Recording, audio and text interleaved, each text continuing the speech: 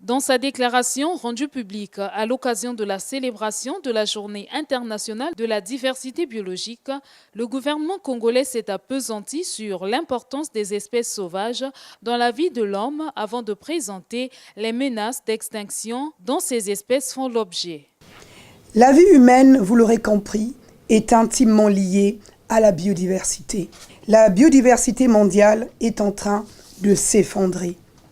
Selon le dernier rapport de la plateforme scientifique mondiale sur la biodiversité, près d'1 million d'espèces animales et végétales, soit 1 sur 8, sont menacées d'extinction à brève échéance de la surface de la Terre et du fond des océans.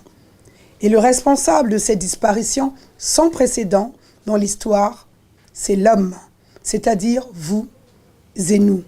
Les efforts doivent être consentis pour éviter le pire.